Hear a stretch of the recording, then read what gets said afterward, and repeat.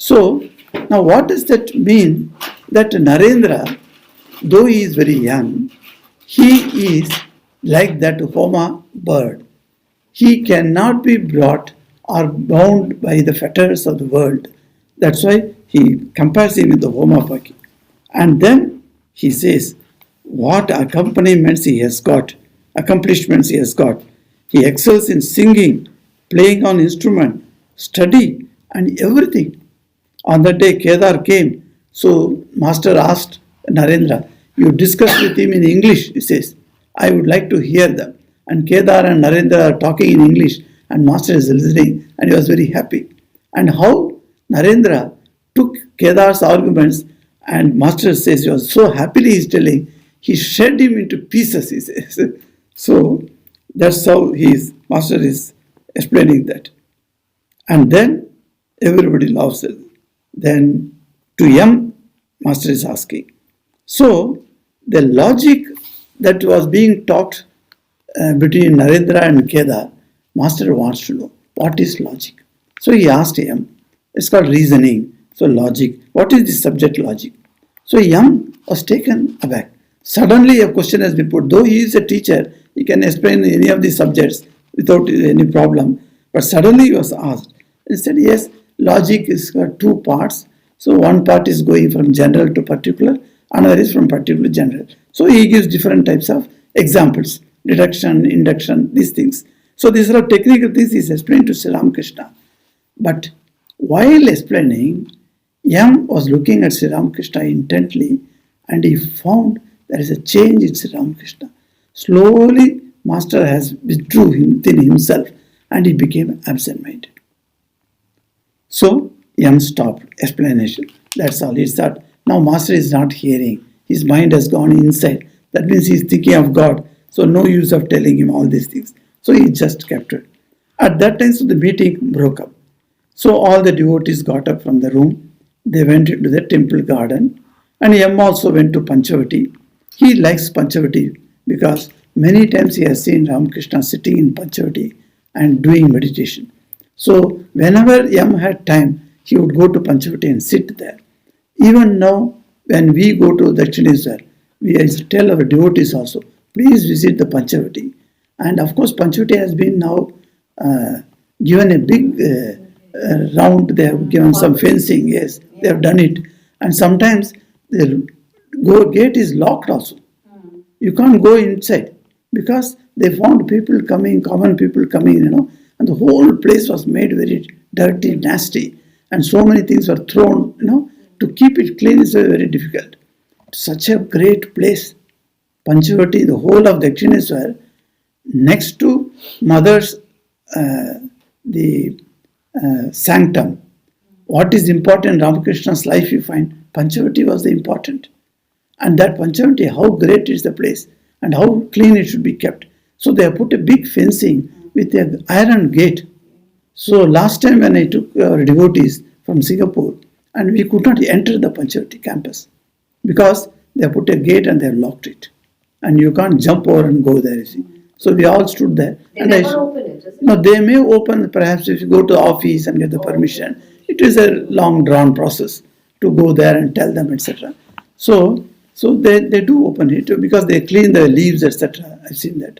So it is open. But getting the place bad, making people making it bad, that is what they must have thought. They might have made this. Yes. Even the tree is getting old. Yes. It needs, yes. It needs some maintenance. Yes. So protection also. So with all that, you find that in that place, Yam used to go and sit there. In those days, there was no problem. They could sit there. And this Panchavati is where Sri Ramakrishna's most of his sadhanas were done. Whether it is, you say that Tantric sadhana under Bhairavi Brahmani or Advaita sadhana under Totapuri. These are all done there. And Totapuri, once he was telling Sri Ramakrishna that, you see, when you went to Mother Kali's temple, I was sitting here. At that time, one Betal, that is the one ghost, came to me. I said, what did it say? Sri Ramakrishna is very curious. What did it say? The ghost was sitting on the tree and it asked me, are you not afraid? Get up and go away. Either the ghost told me. Then Totapuri said, well, I am not afraid of you. He said, why? Because you are also same. What you made of, the same thing I am also made of. I am also Atman, you are also Atman. You have a ghost body, I have a human body. That's all. Why I should be afraid of you? I shall not go away from here. Like that, I told the ghost. Sri Ramakrishna was very happy. He heard this. So this Advaita Vedanta, the oneness of this universe, whether it is ghost or whatever it is, it's all in different bodies, that's all. Whether it is a subtle body, whether it is a gross body, it doesn't matter at all. What is inside, that is same everywhere. The same Atman resides. That is what the teaching Sri Ramakrishna was taught by Totapuri. Those wonderful things happened under that place, that Panchavati. So Panchavati, he went there. And then after a while, he returned to master's room. There, first time in his life, Yam saw an amazing sight. What he calls it amazing was that a few devotees were standing around Sri Ramakrishna and Narendra was singing. And Sri Ramakrishna was in Bhavamukha. So it was a samadhi. So this word itself Yam did not know. So this is a third visit to see. So he is coming and seeing him. So he didn't know that what is samadhi. One devotee standing next to him told him, see, Thakur is in samadhi. You see him. And it was exceptionally beautiful. And his mind was somewhere else. And Thakur is standing. And he explains, this is a subject matter for our meditation. When we think of Master, how do you think? We know this picture. He is seated in Padmasana very nicely, not Padmasana, he is seated in a simple asana.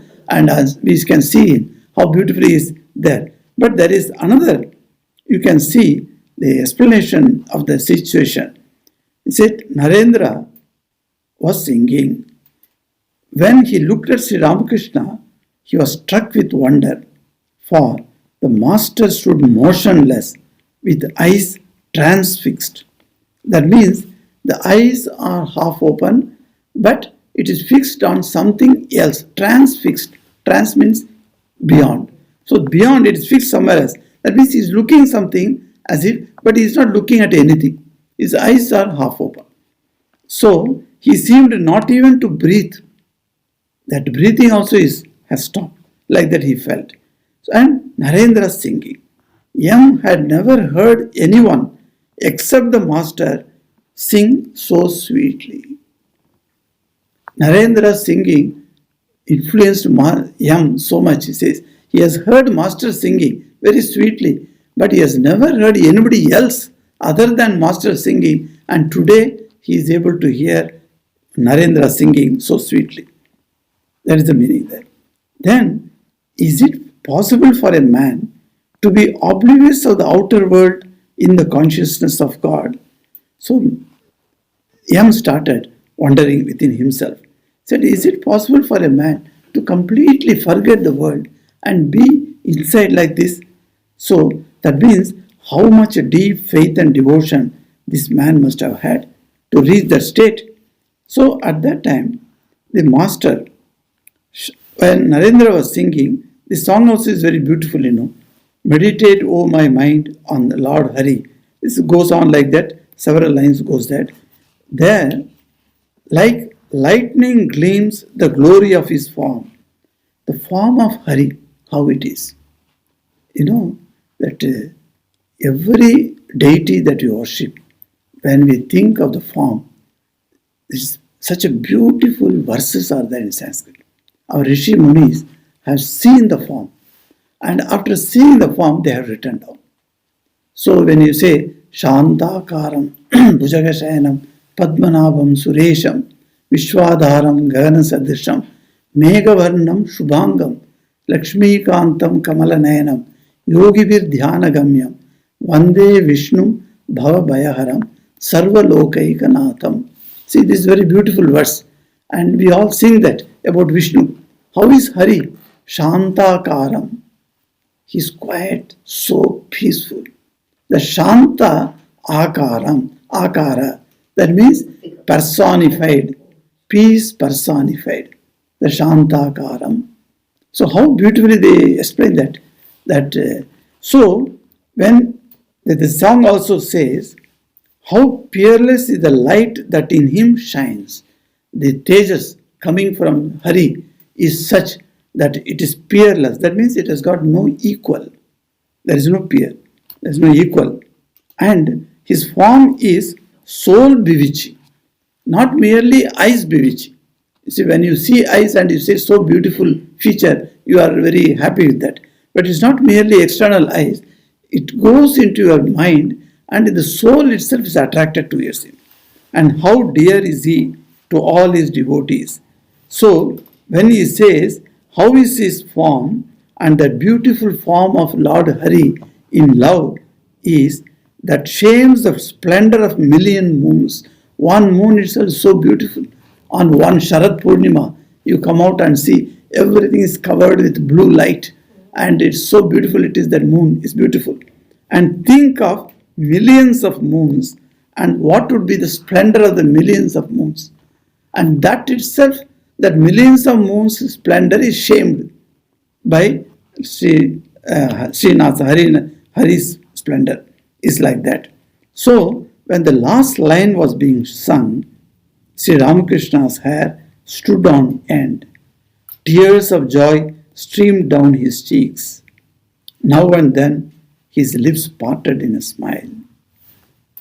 So this is the description Yam gives about Ramakrishna. So what does that indicate? He himself says, when his lips parted in a smile, Yam thinks, is he seeing the peerless beauty of God? You know, when you see the beauty of God, you immediately smile. The smile comes automatically. So Sri Ramakrishna smiling means, is he enjoying the soul bewitching beauty of Sri Hari? That is what he says. And he says, how much? Then immediately he finds, to reach this state is not an easy matter. It is not one day that he has reached. He says, this vision of God, how much austerity and discipline, how much faith and devotion must be necessary for such a vision. So Yam could assess that so much of austerity and these things are required. Without that, this type of vision cannot come. The song goes on like that with the other lines, and the same bewitching smile of Sri Ramakrishna continues, the body motionless as before, the eyes half shut, as if beholding a strange inner vision. That's why transfixed, he said. Eyes half shut. So that means half open. Half open means he's seeing something, but he's not actually seeing. This happens to many of us also in our deep cogitation, etc. When you are thinking, you are looking something, the tea is kept before you, but you forget the tea is there because your mind is very much gone inward. So that is there. And this sight of the samadhi and the divine bliss he had witnessed, it left an indelible impression on his mind. And with this impression of Sri Ramakrishna on that day, he slowly walks out of Dakshineswar and he is returning to his home. While returning to his home, he is humming the lines that he heard that Narendra singing. What were those last lines? Immerse yourself for evermore, O mind. It is a command to the mind. Mind is telling to the mind, O mind, immerse yourself for evermore in him who is pure knowledge and pure bliss. That is Ananda and Chit. And he himself is always eternal. So he is Sat. So Sat, Chit, Ananda, that is what is form. And immerse yourself, O mind, in him. Like that, those two lines he is humming and then he is returning to his home. So we shall take up the next part next week. Om Niranjanam Nityam Anantarupam Bhaktanukampadrita Vigraham Vai Ishavataram Parameshamidhyam Tam Ramakrishnam Shirasa Namamaha. Om Shanti शांति शांति। हरि ओम तत्सत्। श्रीरामकृष्णार्पणमस्तु।